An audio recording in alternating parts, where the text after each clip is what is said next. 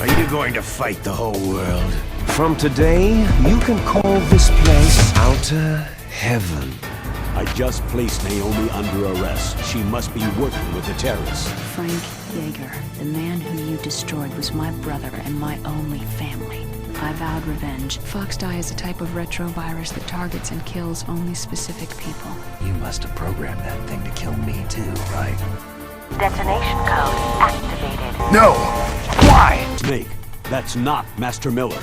Snake, you've been talking to Me, dear brother. We're not ordinary twins. We're twins linked by cursed genes. Les enfants terribles! I will surpass my father. I will surpass him. Destroy my father. I will destroy him! Naomi, I'm the one who killed her parents.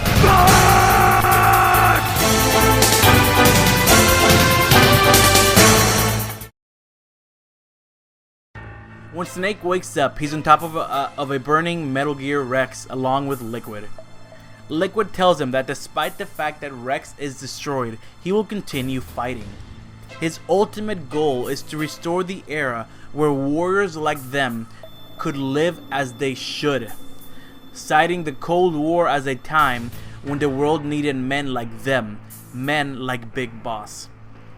But with war being taken over by politics and politicians, feeling as if men like them are losing their place in the world, Liquid seeks to revive Big Boss's dream of creating a place for soldiers to live as warriors. Outer Heaven. Snake tells Liquid that he doesn't want this kind of world, similar to when Big Boss told him that he will never escape the battlefield. Liquid convinces him that deep down inside, Solid Snake enjoys all the killing. You enjoy all the killing, that's why. Telling him that he saw the joy in his eyes as he mowed down his soldiers one by one. When Liquid tells Snake that there is no need to deny it, as they were both created this way, Liquid finally explains Les Enfants Terribles. The LET project was a plan started in the 70s. The goal of this project was to artificially create the most powerful soldier ever, using Big Boss as the model for this project. However, because Big Boss was sterile, thanks to radiation he received during nuclear tests in Bikini Atoll, there was no way for Big Boss to have children. So what they did was use Big Boss's cells unbeknownst to him and use the super baby method along with 20th century cloning, which was apparently a thing, in order to create clones of Big Boss. This, remember, is what made Big Boss split apart from Cypher, from Zero. Liquid explains the super baby method as the fertilization of an egg with Big Boss's cells. The egg would then divide into 8 clones. Afterwards, they transferred the clones to someone's uterus and then aborted 6 of the fetuses to encourage strong fetal growth in the remaining 2 clones. That being Solid Snake and Liquid Snake, David and Eli, both accomplices of murder before they were even born.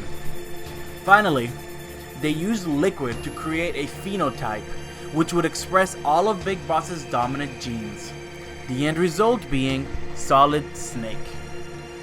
I'm not gonna lie, I don't know genetics enough to explain this further. I'm just going by what Liquid said. This is, again, part of what has been fueling Eli's hate from the very beginning. In his mind, David had taken everything from him before he was even born. Liquid continues to explain how thanks to this project, scientists were able to detect up to 60 quote-unquote soldier genes. These soldier genes were responsible for things that made someone a better soldier, like strategic thinking and the quote-unquote killer instinct. These genes were the genes used in the gene therapy conducted on the genome soldiers to make them better soldiers. In Liquid's mind, this makes them all their brothers and sisters. However, being artificially produced, both Snake, Liquid, and all the genome soldiers they all show signs of symmetry. This is more genetic mumbo jumbo, but according to Liquid, nature favors asymmetry. All extinct creatures have shown signs of symmetry, so Liquid believes that they are all on the verge of extinction. I think it has something to do with the fact that they only have Big Boss's genes instead of genes from two different parents, meaning that they're completely vulnerable to whatever diseases Big Boss's DNA could be vulnerable to, or defects, having no diversity in their genes. But honestly, I could be mucking all this up. Don't worry, this stuff isn't super important though. Just keep in mind that Liquid is talking about his bloodline. He considers this genome soldier family to be his family. So when he says they're on the verge of extinction, he could be talking about their bloodline as generic inheritors of Big Boss. This is why he wants Big Boss's DNA. Somehow, he believes that he can cure all the genome soldiers and themselves with his DNA. Don't confuse this with Liquid being a nice guy. Liquid puts a lot of faith in genetics. He believes that it is encoded into every creature's genes to protect their family members in order to pass on their genes to the next generation. Believing that his genes is what write his fate, Liquid is essentially just going with the flow. Finally, to add to the cherry at the top of Liquid's delusions, he believes that he can go beyond his quote-unquote cursed genes, and killing Snake is the first step to doing that. At this point, Snake sees Meryl laying unconscious behind them. Liquid tells Snake that if he manages to kill him, he can save Meryl. But they're almost out of time, as apparently the Pentagon has decided to bomb the whole island since they've realized that Rex is destroyed and they won't be able to retrieve it. This would be the best way to make sure nobody finds out about this incident. Liquid tells Snake to ask Campbell if he wants more details. Yay, more details that Campbell has hidden from us.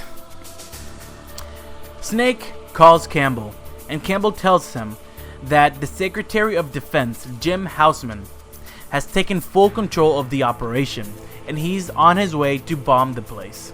Apparently, the Secretary of Defense heard about Naomi double-crossing them, and he wasn't willing to take any chances of Foxdie getting out to the public. So again, best way to make sure anyone who knows everything is silenced is to nuke the place. Especially now with Rex destroyed and the threat of a nuclear strike being gone. However, Campbell finally nuts up and decides to disobey his superiors. He decides to call off the strike, and despite the fact that he's not in full command, the fact that he's still in charge of this operation would confuse the chain of command, buying Snake some time. Campbell reveals that Foxhound was already under investigation before this whole fiasco even began, and Meryl was assigned to the Shadow Moses team as a way of manipulating Campbell. This is why he kept so many secrets from Snake. It was all for Meryl's sake. So okay, he's not a complete bastard. Right as he's about to call off the strike, Campbell is put under arrest by the Secretary of Defense, Jim Houseman, for the crime of high treason. Jim Houseman jumps in the call and tells Snake that the president is unaware of any of this and that they already have a cover story set up for the bombing. Jim tells Snake that he never meant to kill the DARPA chief and that he only cared if he survived. However, if Snake handed over the disc given to him by Baker with Metal Gear test data, Jim said he would consider letting the rest of the staff live. But Snake tells him that he no longer has it, as Ocelot took it from him. Speaking of Ocelot, where the hell is he? Anyways, no Donald Anderson, no Rex, no nuclear weapon, no test data, no fucks given by Jim. Jim decides to continue with his plan of bombing the base. He tells Snake that both him and Liquid are an embarrassment from the 70s and that they can't be allowed to live, before hanging up. Then, in polite bad guy fashion, Liquid unties Snake so that they may have a fair fight, because why not? Liquid starts a bomb on a timer next to Meryl. telling Snake that it will be their time limit for their final battle, because the time they have left before the bombing campaign is apparently not short enough. After some explanation of the fight, which is really just there for the player to know what's going to go down, Liquid and Snake start their hand-to-hand brawl. After a difficult battle,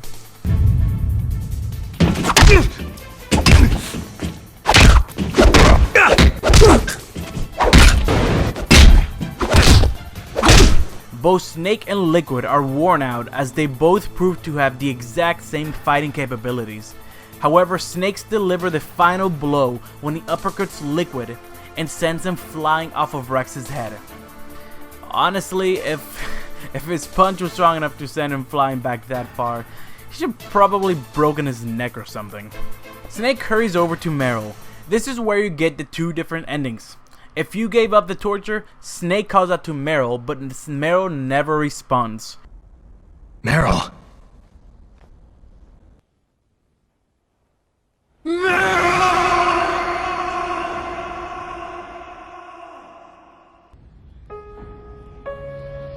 Forgive me. Damn! I gave in to my fear. I gave in to my pain. I sold your life to save my own. I'm a loser. I'm not the hero you thought I was. I'm nothing! Even when Otacon appears and comforts him, Snake remains angry. However, Otacon manages to lift his spirits enough to continue fighting forward and out of the room before it collapses. If Snake did not give up,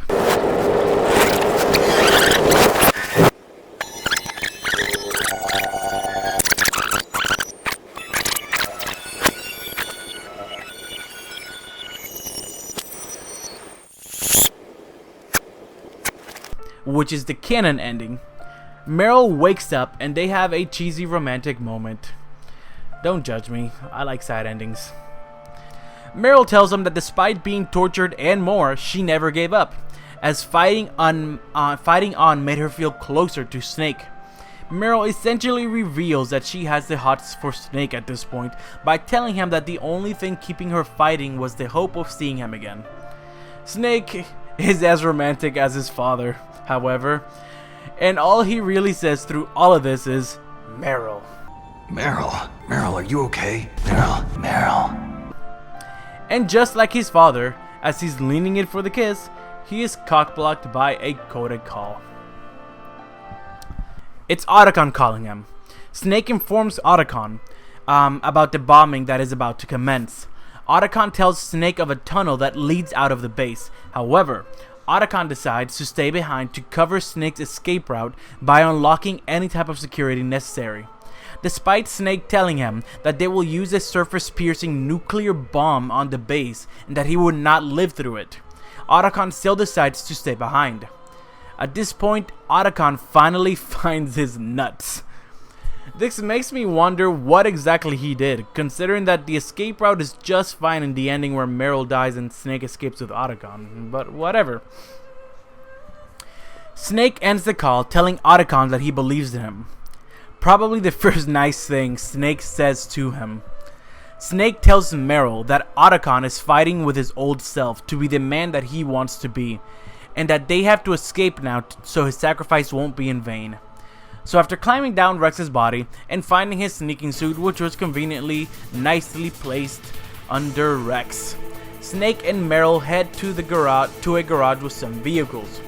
While entering, they are spotted by a camera, and Snake is forced to fight off the guards with his fist, while Meryl attempts to find a jeep with keys in it. Conveniently enough, it seems the god of luck is smiling down upon them because Meryl just happens to find a jeep with keys in it. So Snake climbs on the machine gun behind it and begins to mow down enemies, which honestly Meryl could have easily just run over. After getting through every checkpoint, Liquid drives up behind him with a rifle. Snake attempts to keep the heat off of Meryl by shooting Liquid at any opportunity he had, until finally they see daylight at the end of the tunnel. Liquid drives up in front of them and their jeeps collide, but continue driving. However, the force of the collision was enough to knock Meryl out. Snake fights off Liquid after realizing that he is Neo from the Matrix and manages to kick his rifle out of his hand and knock him out. However, with both Jeeps now having no driver, they both crash into each other as they make it out of the base. Snake gets out of the rubble and helps Meryl up, and just as they thought they were out of the water, Liquid shows himself with... Wait, where did he get that rifle? Did he have two? Anyways, Liquid, with his last remaining energy, attempts to kill the unarmed Snake with his rifle. However, as he's about to pull the trigger...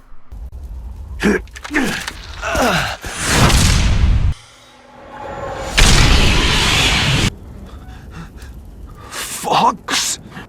Die.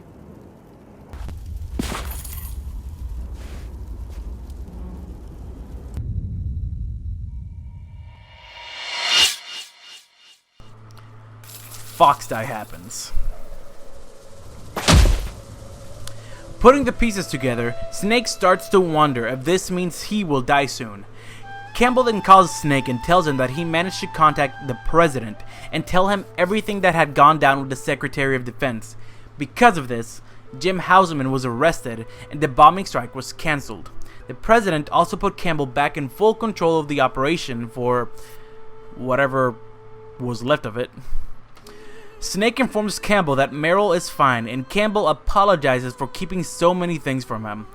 Afterwards, he tells Snake that there is a conveniently placed snowmobile nearby, giving him a way out of the area and to a helicopter onto the surrounding islands, as Shadow Moses was part of a group of islands called the Fox Archipelago.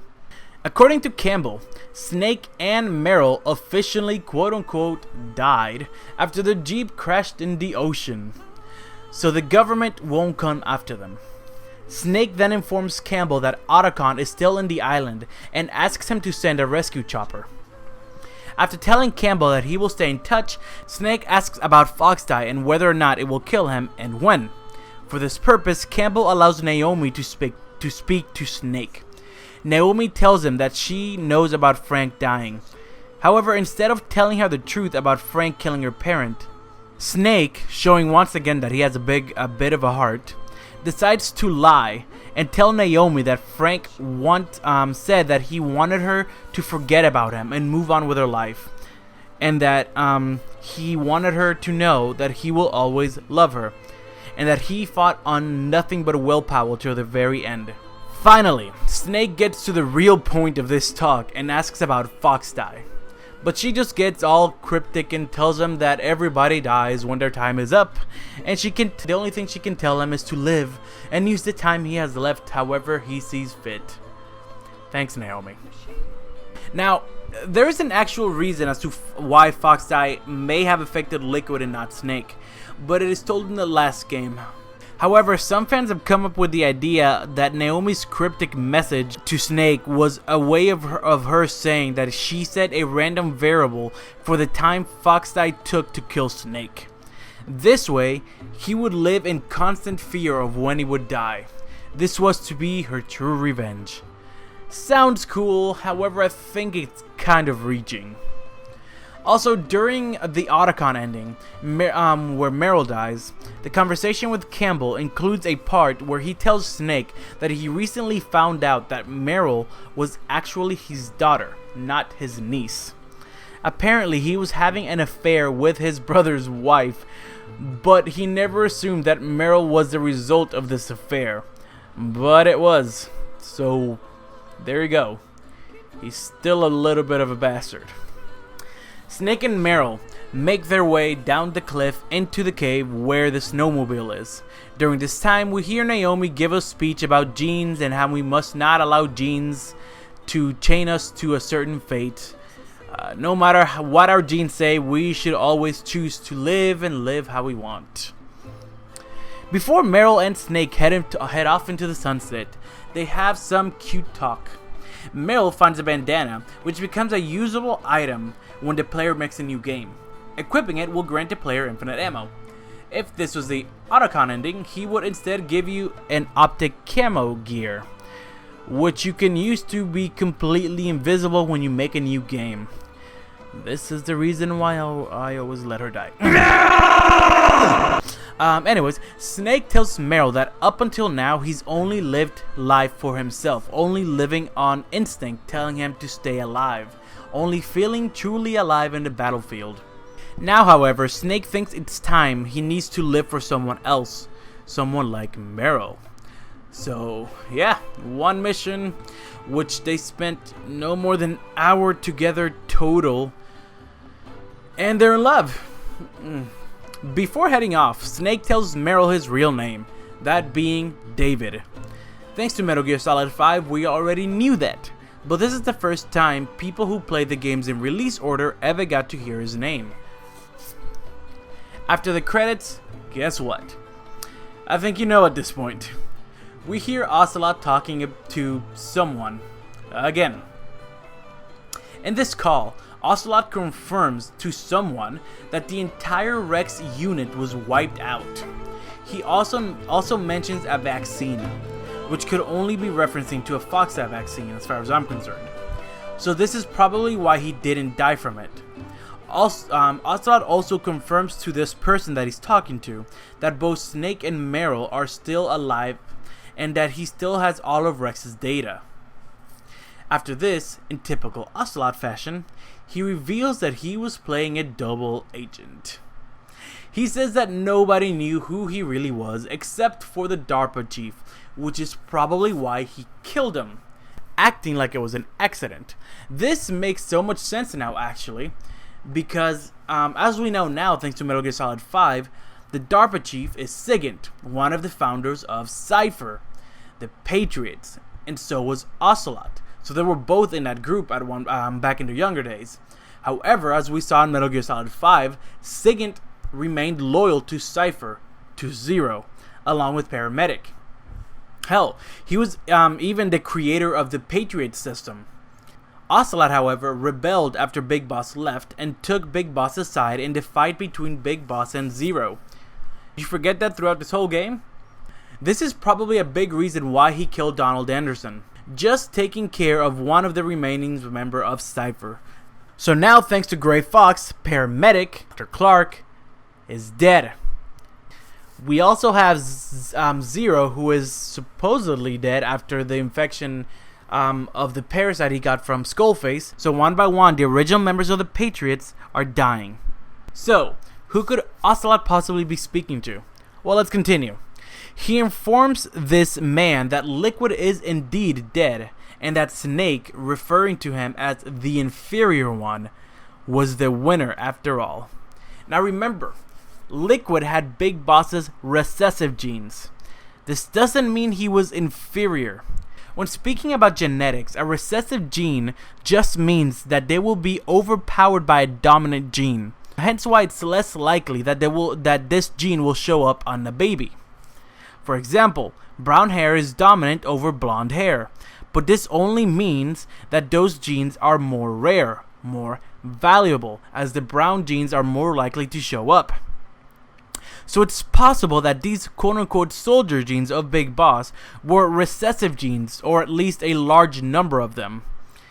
And giving Liquid all the recessive genes, he came out the better soldier. However, maybe it's this exact thing that made him vulnerable to anger and instability. So with all that being said, Liquid, having the recessive genes of Big Boss, was actually the superior clone. But Snake, having the dominant genes of Big Boss, was actually the inferior clone. Liquid's anger was driven by the idea that he was chosen to be the inferior one, and Ocelot let him believe this, even knowing that it's not true. Ocelot was just pretty much toying with Liquid, toying with Eli, maybe to incite everything that happened. According to Ocelot, it takes a well-balanced individual to rule the world, and this individual was the man he was speaking to, according to Ocelot. So, who is this man? Well, apparently the Les Enfants Terribles project produced a third clone, and his name was Solidus Snake, or at least his codename was. The man whom Ocelot is currently speaking to. So Ocelot is currently speaking to, and appears to have always been working for, the third of the 3 clones of Big Boss. But if Snake has Big Boss's dominant genes and Liquid has Big Boss's recessive genes, where does that leave Solidus? Well, we'll cover that in the next game. For now, the last question we have to ask ourselves is this: how or why does Ocelot believe that this 3rd clone have the power to rule the world? Well, at the end of the conversation with Solidus, Ocelot refers to him as this. Yes. Thank you. Goodbye, Mr. President. Alright, that's the end of Metal Gear Solid 1. My next video will be a Metal Gear Solid 2, no freaking doubt. A game with so much postmodern, new age, abstract bullshit and techno babble that I have a feeling it will take a very, very long time. But until then, thank you guys for watching. If you like this video, please make sure to like, subscribe to my channel, and share this with your friend. No, really, there is a share button at the bottom. Share it. I'll talk to you guys later. Peace.